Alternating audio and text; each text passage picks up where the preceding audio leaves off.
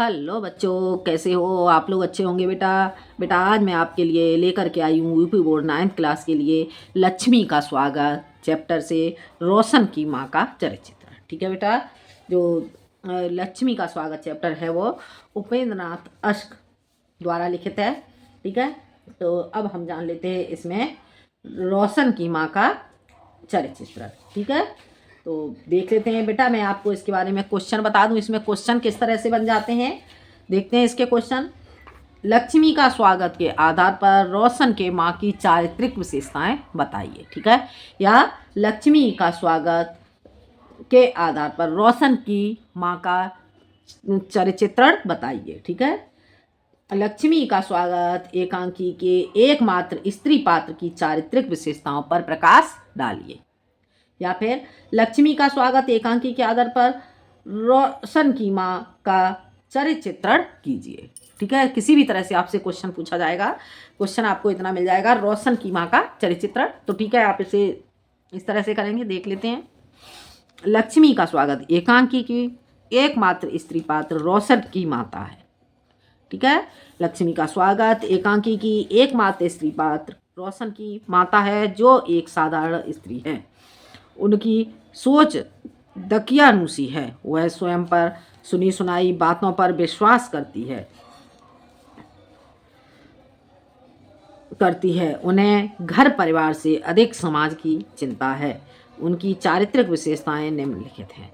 आगे बेटा समझ में देख लेते हैं। लक्ष्मी का स्वागत एकांकी की एकमात्र स्त्री पात्र रोशन की माता है, जो एक साधारण स्त्री है। उनकी सोच दकियानुसी है, वह स्वयं पर सुनी सुनाई बातों पर विश्वास करती है। उन्हें घर परिवार से अधिक समाज की चिंता है। उनकी चारित्रिक विशेषताएं निम्नलिखित हैं। ठीक है बेटा, देखते हैं। इसमें पहला पॉइंट आपका हो जाता है बेटा रूढ़िवादी संस्कारों से युक्त। कैसी है वो? रूढ़िवादी संस्कारों से युक्त।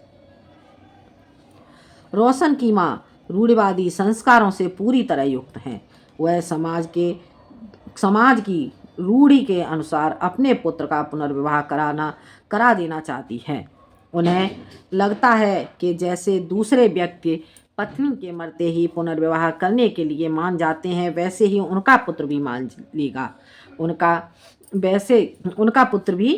लेगा। उनका मानना है कि अभी तो 4 नाते आते हैं, फिर देर हो गई तो इधर कोई मुंह भी न करेगा। ठीक है, आगे देखते हैं। वह रोशन को उसके पिता का उदाहरण देती है कि कैसे उसके पिता ने भी पहली पत्नी के मरते ही अगले महीने विवाह कर लिया था। आगे समझ में एक बार फिर से देख लेते हैं। रोशन की माँ रूढ़िवादी, पॉइंट इसका क्या हो जाएगा? रूढ़िवादी संस्कारों से युक्त। रोशन की माँ रूढ़िवादी संस्कारों से पूरी तरह युक्त है। वह समाज की रूढ़ी के अनुसार अपने पुत्र का पुनर्विवाह करा देना चाहती है। उन्हें लगता है कि जैसे दूसरे व्यक्ति पत्नी के मरते ही पुनर्विवाह करने के लिए मान जाते हैं, वैसे ही उनका पुत्र भी मान लेगा। उनका मानना है कि अभी तो 4 नाते आते हैं, फिर देर हो गई तो इधर कोई मुंह भी न करेगा। ठीक है बेटा, इतना समझ में आ गया। आगे देखते हैं।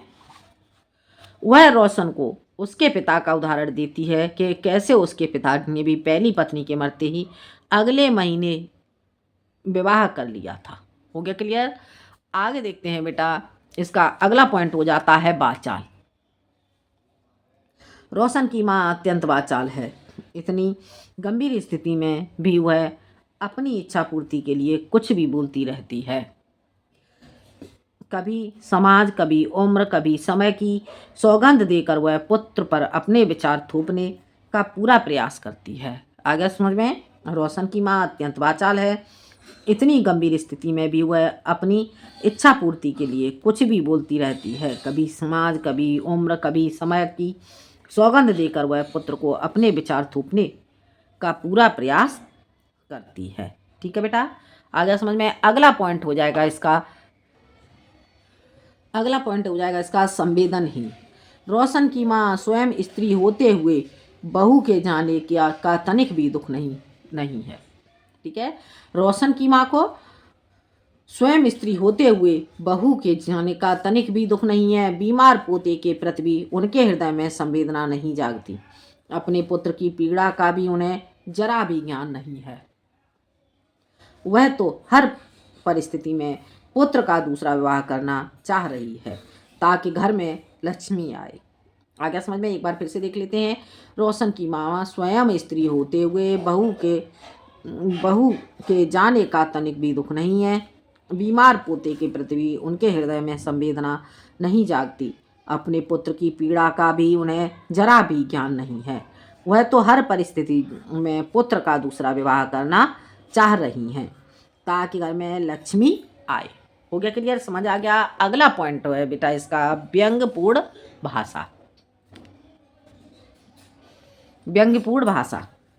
रोशन की माँ की भाषा में तानों और व्यंग बाणों की बौछार होती दिखाई देती है। उन्हें डॉक्टर से अधिक हकीम तथा अपनी घुट्टी पर विश्वास है। आगे समझे, उसे डॉक्टर से अधिक हकीम तथा अपनी घुट्टी पर विश्वास है। वह ताना देती हुई कहती है कि आखिर मैंने भी तो 5-5 बच्चे पाले हैं। बीमारियां हुई, कष्ट हुए, कभी डॉक्टर के पीछे भागी भागी नहीं फिरी, पर यह डॉक्टर को लाए बिना न माना और उन्होंने दे दिया दिल का फतवा। आ गया समझ में। एक बार फिर से देख लेते हैं इसे। रोशन की माँ की भाषा में तानों और व्यंग्य बाणों की बौछार होती दिखाई देती है। उसे डॉक्टर से अधिक हकीम और अपनी घुट्टी पर विश्वास है। वह ताना देती हुई कहती है कि आखिर मैंने भी तो 5-5 बच्चे पाले हैं। बीमारियाँ हुई, कष्ट हुए, कभी डॉक्टर के पीछे भागी भागी नहीं फिरी, पर यह डॉक्टर को लाए बिना न माना और उन्होंने दे दिया दिल का फतवा। आ गया समझ में। अगला पॉइंट हो जाएगा बेटा चिंताग्रस्त। ठीक है, अगला पॉइंट क्या हो जाएगा?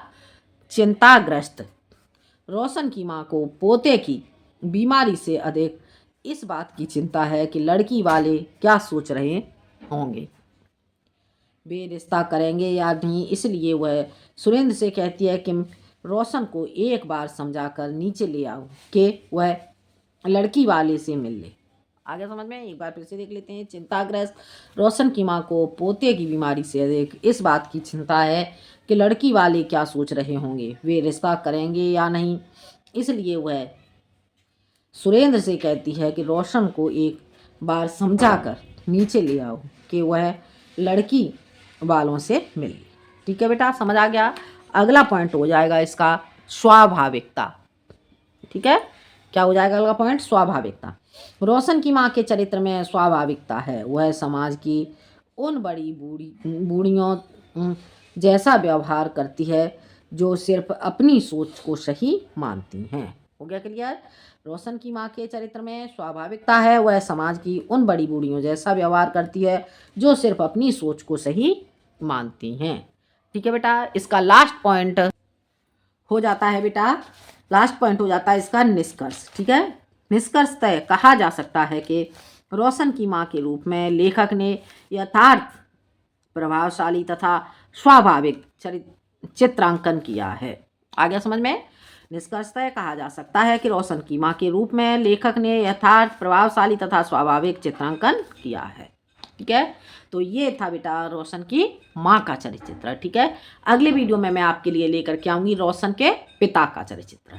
ठीक है, तो वीडियो बेटा आपको पसंद आए तो लाइक करें, शेयर करें और सब्सक्राइब करें। आज के लिए इतना ही। अगले वीडियो में आती हूँ नए टॉपिक के साथ। धन्यवाद।